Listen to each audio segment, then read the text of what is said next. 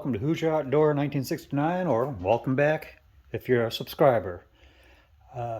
And welcome to my filthy garage. Daughter's in the midst of finishing up for a Girl Scout, so I got crap all over the place. Today, I'm going to go over my stump jumper. Move back a little bit here. So I got this last year. It's a 2022 Stump Jumper Comp Alloy.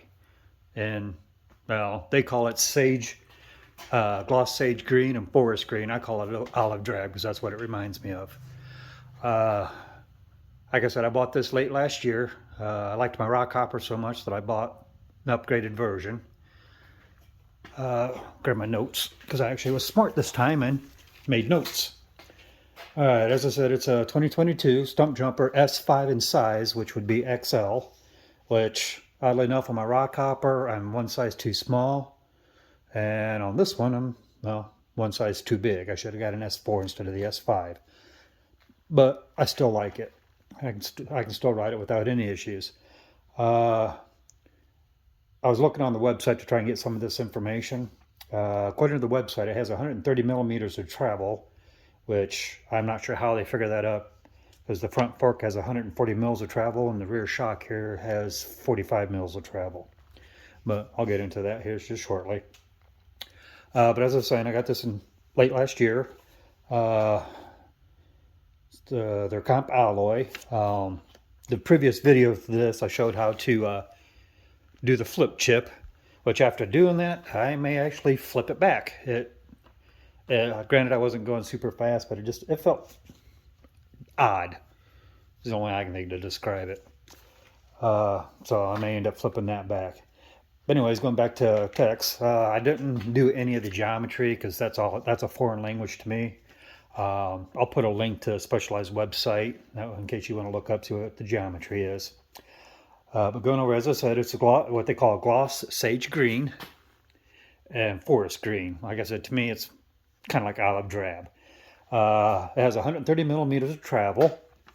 The bars, for the most part, everything on this is all stock. So the bars are 780 mils wide.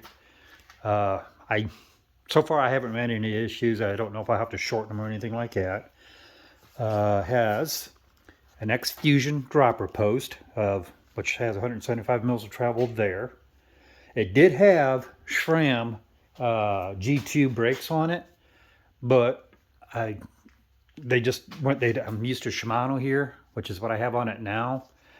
The way they grab was different than what I'm used to, in which I ended up face planting, which I'll link that video in here somehow or edit it into it somehow.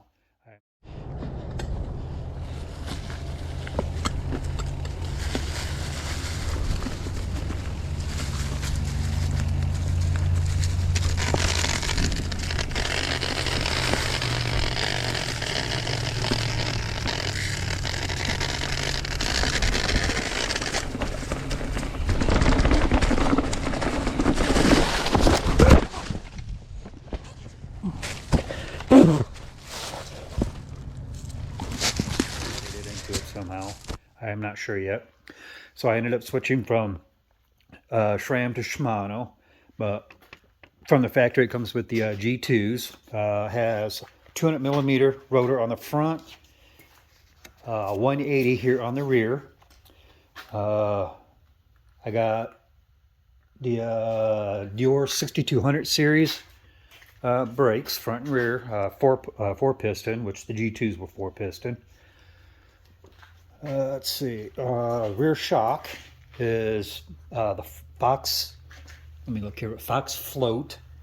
That I didn't write down, so I got to do that off memory, which the numbers they had on there was like a 190 by 45, which here to here is the 45. I think 190 is the total length.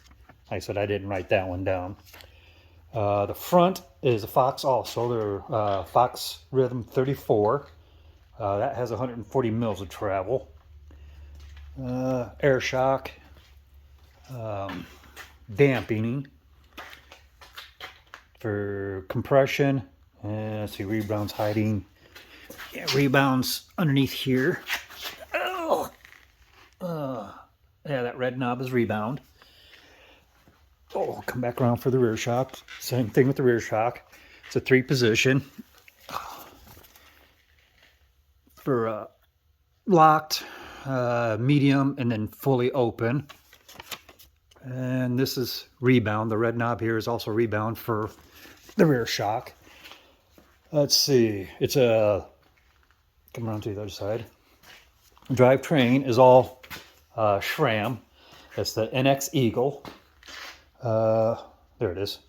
It's the shifter up here, wherever it's hiding at. Oops, went right past it. It's their Eagle shifter. Got a 12-speed cassette, 11 to 50 tooth. The chain ring is a 30 tooth, and the crank arms are 170 mils. The pedals, I actually got those stupid cheap. I got them free from one of my supervisors, the Bontrager Line or Pro Line, or Line Pro, whichever it is. Excuse me. Let's see, a couple things that I've added to it. Come back around to the other side. This here, because I know if I don't run with don't have a tube with me, I'm sure enough I'll get a flat and have to walk off. So easy way, because I did have it up underneath my seat here with hook and loop, but kind of a pain in the ass getting that. So I found this on Amazon. There, it was like 15 bucks. I got a cheap ass multi-tool that I actually got from Walmart. I got that wrapped up in the tube and that strapped in place. A kit that I got from Walmart actually came with this pump. So I keep that on there, and that way I can top up if I need to. My water bottle is actually their Fidlock, which I actually like. This is actually in the way a little bit, but nothing major.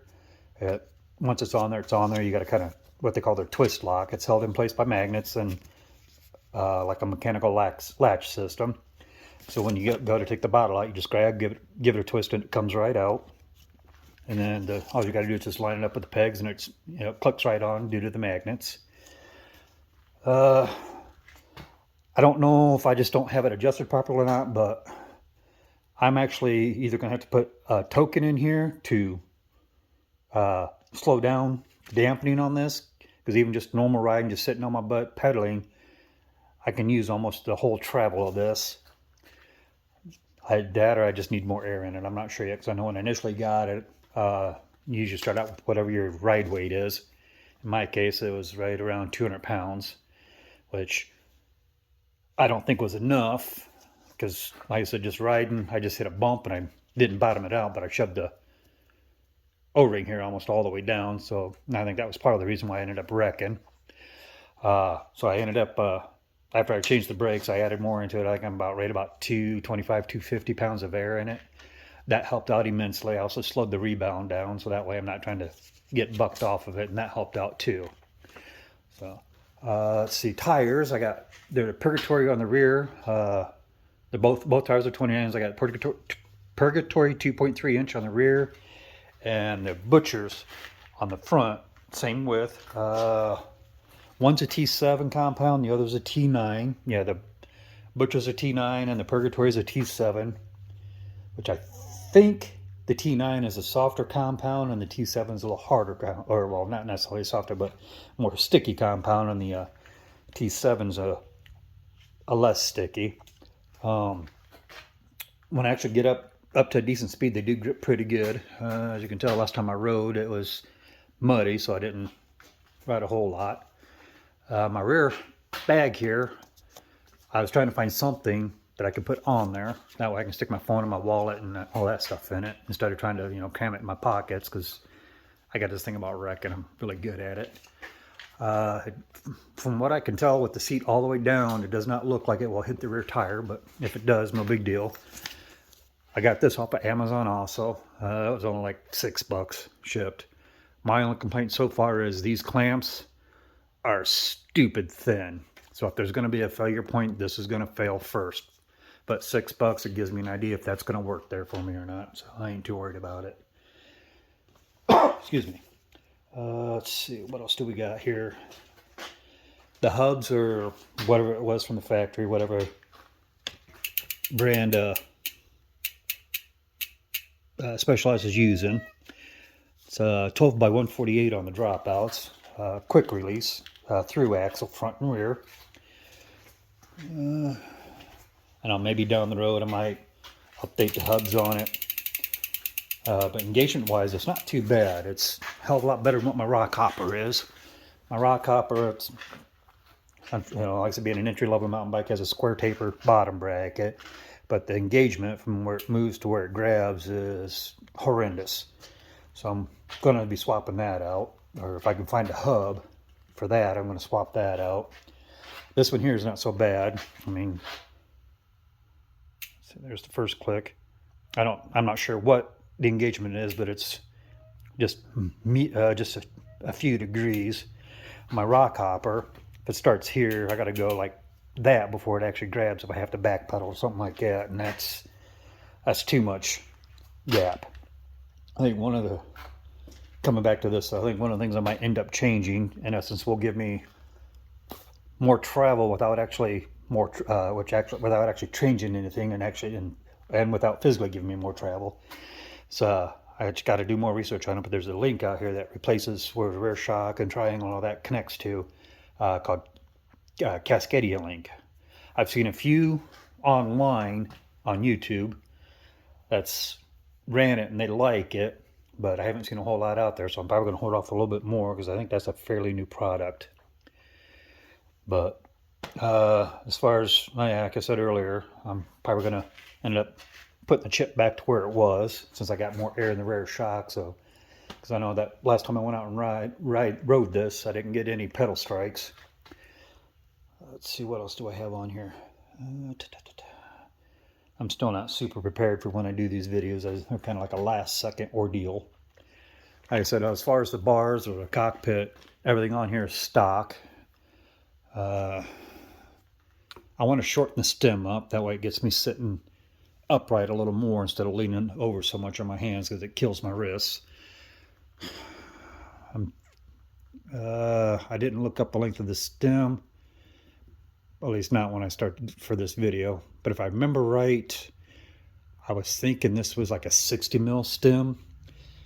So I want to drop down to like a 30 or a 35. That way it shortens that up in half, get me sitting up a little bit higher. I know when I switched over to Shimano brakes, I had to do a little thinking on how to all right, let's wrong side, on how to get the shifter on there. Then after, you know, dinking around with it and trying to modify Shimano's clamp, it finally clicked in my head, well, why not just take the clamp off from the Shimano SRAM brakes and put that on there. So granted, it changes, you know, clutters up the cockpit a little bit, but it got the job done.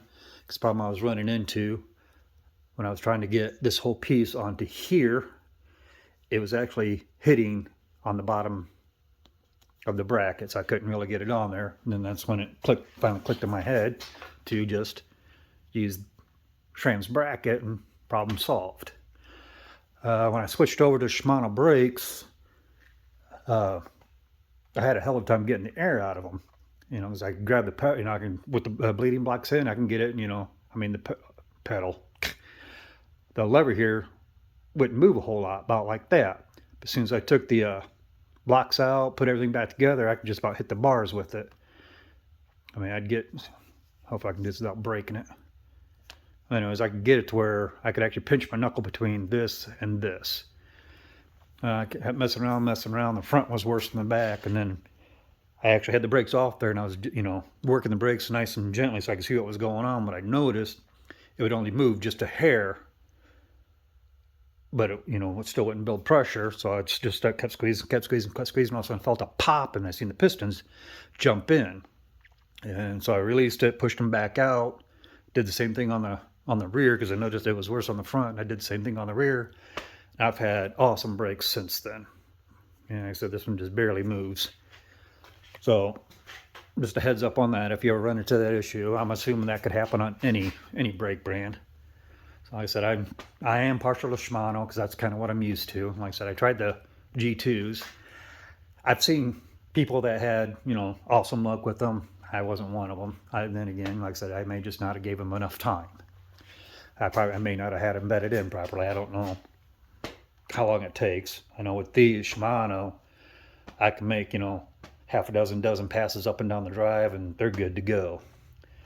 The only complaint I got so far is I got metal pads in them, and well, see if I can make it do it. No, it's not as bad, but I can get them to squeal pretty good when I'm coming to a stop. But from what I've noticed, that seems to be typical with metal pads. So I may run an organic or a resin up front and metal on the rear. I haven't decided yet. Wait till after I burn through it, decide from there. Going back to more specs, the bottom bracket on here is 73 millimeter, and it's SRAM's dub bottom bracket. So I know when I was running the brakes, I actually had to loosen everything up. So on over here, yeah, on this side here, I had to loosen it up. Oh yeah, I had to loosen up the crank to get the arm to move out some, so I could get this one here out, so I could pull the bottom part of the triangle out to run the brake lines through the dirty intersection here, because there's actually a little cap that goes on this part of the frame to help keep debris out. Suck my belly in. And as you can tell, I didn't clean it last time I rode it, so it's still fairly dirty.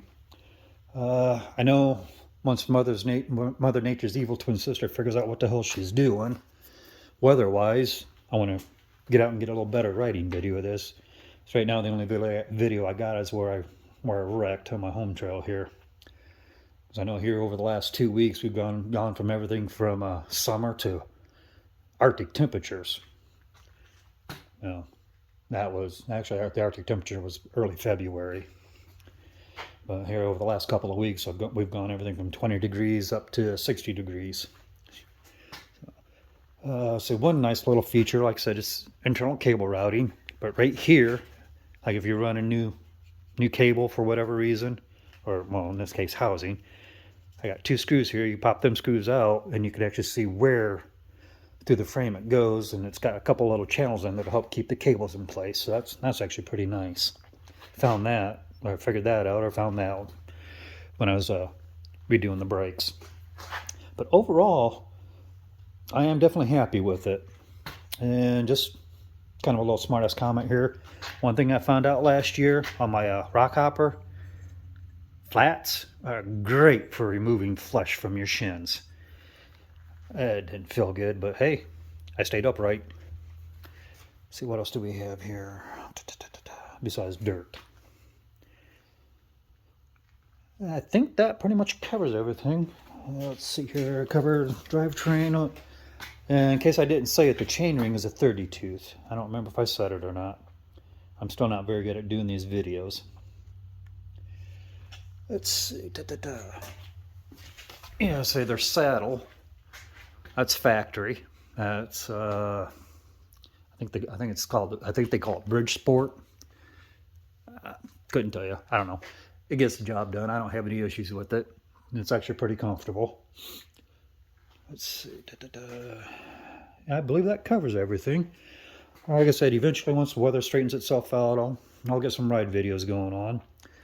At a future date, I will probably review the bike stand here that I got from Amazon.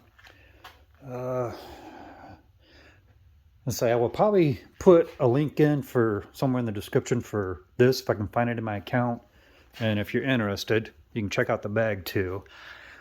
But like I said, I mean, if there's going to be a failure point, more than likely it will be the clamps because they are really thin and cheap. So, but if you're good with sewing, you could always cut the threading, put in better clamps, and sew it back together. But it's actually big enough that here's my gloves. I can get my phone because right now I've been recording with my phone, which is a Samsung S21 Ultra. So it's got enough room that I can get my phone and wallet and all my keys in there. So zip that back up. So like I said, I mean, for the most part, my only complaint so far is how far it sticks. I said, I don't think it's going to be an issue. I was riding, after I put it on, I rode up and down, and I didn't feel it touching my butt or anything, so I really don't think it's going to be an issue. It does kind of hang out quite a ways. That's the wife's bike that she got many years ago in the back there. Let's see, I believe that covers everything that I was wanting to cover this time. As far as when I post, I do not know. I don't really have a schedule. It's just kind of something I do when I got time. I'm hoping to maybe once a month get a video out of something. So I say I don't really have a set plan. Like I say, I got a child that's active and everything. Unfortunately, too early. She just turned 10, so she does singing, she does dance, she's doing Girl Scouts. Thanks again for checking it out, and please like, share, and subscribe. I appreciate it. Thank you.